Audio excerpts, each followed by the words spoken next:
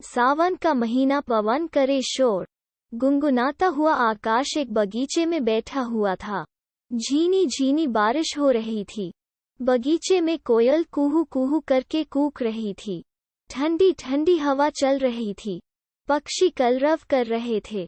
रिमझिम करती वर्षा आकाश को आनंदित कर रही थी।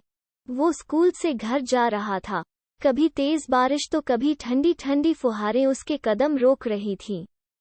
वो एक बगीचे में एक खुली झोपड़ी में जाकर बैठ गया और मौसम का आनंद लेने लगा। आकाश अकेला बैठा उस सुहावनी बारिश का आनंद लेते लेते घर की सुध बुध भूल गया। वो बारिश में पूरी तरह खो गया। तभी उसकी नज़र उस झोपड़ी के पीछे थोड़ी दूर चारा काट रही एक लड़की पर पड़ी। वो लाल सूट में अपने पशुओं के लिए चारा काटने में व्यस्त थी। उसे बारिश से कोई फर्क नहीं पड़ रहा था। उसे ये भी नहीं पता था कि उसकी झोपड़ी में बैठा कोई उसके रूप को निहार रहा है। चारा काटने के बाद वो झोपड़ी में चारे को बांधने के लिए कोई रस्सी लेने आई। वो बेहिचक चली आ रही थी। आकाश की नज़र उसकी सुंदरता पर टिकी हुई थी। बारिश के कारण उस लड़की के वस्त्र गीले हो गए थे। चेहरे पर पानी की बूंदें मोतियों की तरह चमक रही थीं। आकाश एकटक उसे देखे जा रहा था। झोपड़ी में आते ही उसकी नज़र आकाश पर पड़ी तो अपनी ओर ताकता देख शर्मा गई। अपनी नज़रें झुकाकर रस्सी लेकर चारा बांधा और अपने घर की ओर चली गई। इस मौसम में आकाश का दिल मचलने लगा। वो उससे कोई बात करने की हिम्मत नहीं कर पाया।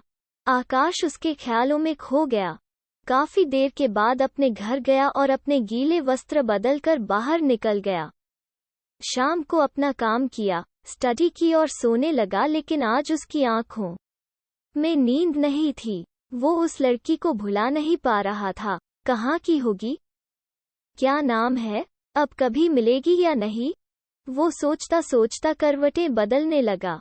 सपनों में भी वही लाल सूट वाली लड़की उसके आसपास घूमती रही। सुबह वो तैयार होकर स्कूल थोड़ा जल्दी गया। उस बगीचे के पास खड़ा होकर चारों ओर नजर दौड़ाई, लेकिन वो लड़की कहीं नजर नहीं आई। वो बेमन से स्कूल गया। उसका मन आज पढ़ाई में नहीं लगा और तबीयत खराब होने का बहाना बनाकर हाफ डे में घर के लिए चल दिया। रास्ते में उसी बगीचे के पास खड़ा हो गया। बार बार झोपड़ी की ओर देखता, लेकिन निराशा ही मिली। थोड़ी देर बाद उसे एक व्यक्ति आता दिखा। वो चारा काटने लगा। आकाश थक हार कर अपने घर चला गया। घर जाकर अपने कपड़े उतारे और अपने दोस्तों के साथ खेलने चला गया। शाम को घर आकर पढ़ाई की और लाल कपड़े वाली लड़की के ख्यालों में सो गया। आकाश रोजाना बगीचे की तरफ देखता हुआ स्कूल जाता और वापस भी उसी बगीचे के पास उसके कदम ठिठक जाते। आज पूरे दिन स्कूल में रहा और स्कूल से वापस आते समय उसके कदम ठिठक गए। आंखें बगीचे की तरफ गई तो पीछे से बालों की लंबी चोटी दिखाई दी। वो गौर से देखने लगा तो एक झलक उसी लड़की की दिखाई दी। आकाश के कदम स्वतः ही झोपड़ी की तरफ मुड़ गए, लेकिन तब तक वो चारे की गठरी सिर पर रख चलने लगी। आकाश उसे आवाज देने वाला था, लेकिन कुछ सोचकर रुक गया और अपने घर की तरफ चल पड़ा। आकाश आज थोड़ा लेट हो गया था। कल जल्दी आने का विचार कर अपने घर पहुंच गया। अपनी पुस्तकें रख वो खेलने निकल गया। कल रविवार था, उसके स्कूल की छुट्टी थी। सोमवार को ही मिल सकता हूँ, ऐसा ही कुछ सोचने लगा। सुबह रविवार था। देर तक सोया रहा। माँ की बड़बड़ाहट सुनकर बिस्तर छोड़ा और नित्यकर्म से निवृत्त हुआ।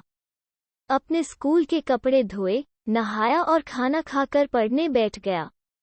पढ़ते पढ़ते उसे एक विचार आया। उसने उस लाल सूट वाली के लिए पत्र लिखने की सोची। जब भी मिलेगी उसके सामने फेंक कर चलता बनूंगा। आकाश ने एक बार सोचा, अगर वो पढ़ी लिखी नहीं होगी तो किसी से पढ़वा सकती है। आकाश ने लिखना शुरू किया और फिर कागज फाड़ कर फेंक दिया। मन नहीं माना तो फिर उसने लिखना शुरू किया, प्रिय अनामिका, तुम्हारा नाम नहीं जानता हूँ, इसलिए अनामिका ही ठीक रहेगा। उस दिन बारिश में तुम्हें देखा तो आज तक नहीं भुला पाया। तुमसे बात करने की हिम्मत नहीं हुई। पता नहीं मेरा मन सारे दिन और रात को भी तुम्हें याद करता रहता है। अपना नाम बता देना और जिस दिन इस पत्र को प्राप्त करो उसके अगले दिन सुबह 7:30 बजे स्कूल जाते समय या तुम्हारे बगीचे के पास जो पीपल का पेड़ है उसके पास बड़ा सा पत्थर रखा हुआ है, उस पत्थर के नीचे रख देना। आगे से उसी पत्थर के नीचे तुम्हें मेरे लिखे संदेश मिल जाया करेंगे। आकाश ने पत्र लिखा तो मन को थोड़ी शांति मिली और उसकी बेचैनी खत्म हुई।